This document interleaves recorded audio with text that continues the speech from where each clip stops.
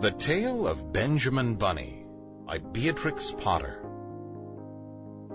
One morning, a little rabbit sat on a bank. He pricked his ears and listened to the trit-trot of a pony. A gig was coming along the road. It was driven by Mr. McGregor, and beside him sat Mrs. McGregor in her best bonnet. As soon as they had passed, little Benjamin Bunny slid down into the road and set off, with a hop, skip, and a jump, to call upon his relations, who lived in the wood at the back of Mr. McGregor's garden. That wood was full of rabbit holes, and in the neatest, sandiest hole of all lived Benjamin's aunt and his cousins, Flopsy, Mopsy, Cottontail, and Peter. Old Mrs. Rabbit was a widow. She earned her living by knitting rabbit wool mittens and muffetees. I once bought a pair at a bazaar. She also sold herbs and rosemary tea and lavender. Little Benjamin did not very much want to see his aunt. He came round the back of the fir tree and nearly tumbled upon the top of his cousin Peter.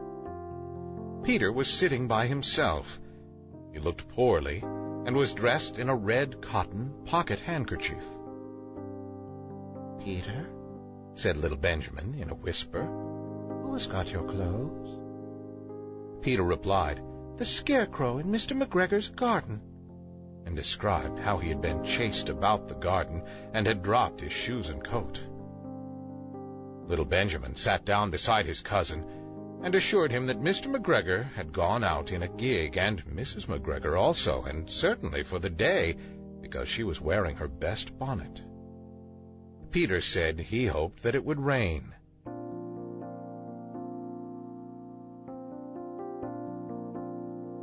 At this point, old Mrs. Rabbit's voice was heard inside the rabbit hole, calling, "Cottontail, Cottontail, fetch some more chamomile."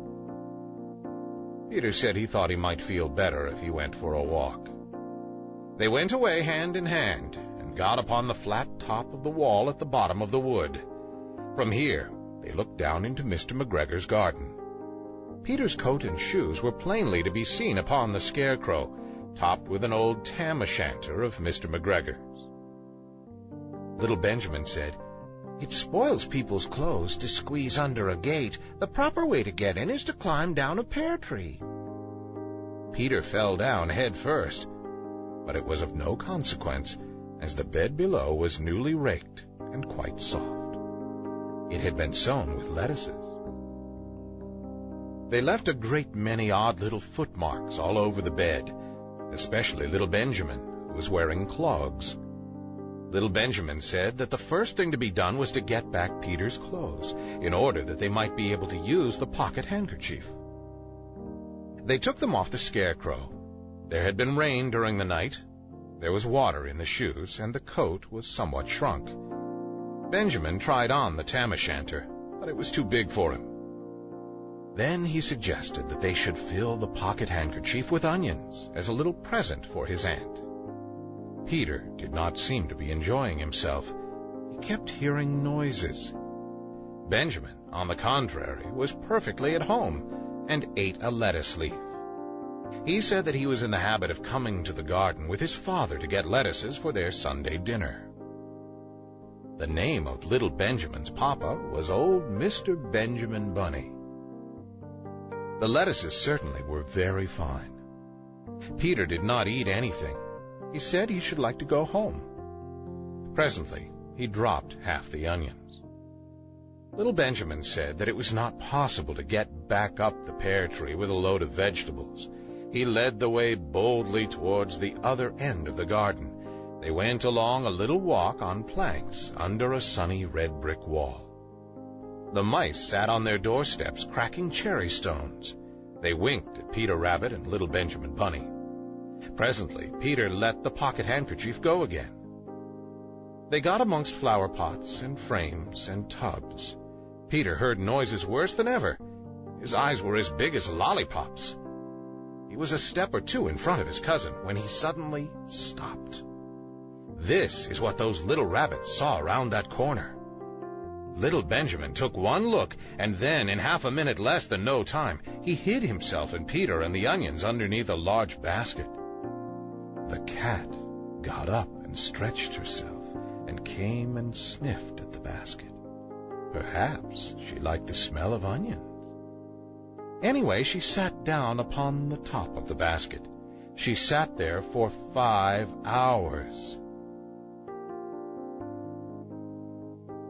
I cannot draw you a picture of Peter and Benjamin underneath the basket, because it was quite dark, and because the smell of onions was fearful. It made Peter Rabbit and little Benjamin cry. The sun got round behind the wood, and it was quite late in the afternoon, but still the cat sat upon the basket.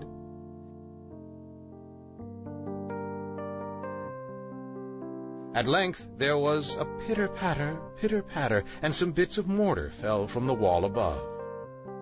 The cat looked up and saw old Mr. Benjamin Bunny prancing along the top of the wall of the upper terrace. He was smoking a pipe of rabbit tobacco and had a little switch in his hand. He was looking for his son. Old Mr. Bunny had no opinion whatsoever of cats. He took a tremendous jump off the top of the wall onto the top of the cat, and cuffed it off the basket and kicked it into the greenhouse, scratching off a handful of fur. The cat was too much surprised to scratch back. When old Mr. Bunny had driven the cat into the greenhouse, he locked the door. Then he came back to the basket and took out his son Benjamin by the ears and whipped him with the little switch. Then he took out his nephew Peter. Then he took out the handkerchief of onions and marched out of the garden. When Mr. McGregor returned about half an hour later, he observed several things which perplexed him. It looked as though some person had been walking all over the garden in a pair of clogs, only the footmarks were too ridiculously little. Also, he could not understand how the cat could have managed to shut herself up inside the greenhouse, locking the door upon the outside. When Peter got home, his mother forgave him, because she was so glad to see that he had found his shoes and coat. Cottontail and Peter folded up the pocket handkerchief, and old Mrs. Rabbit strung up the onions and hung them from the kitchen ceiling, with the benches of herbs and the lavender.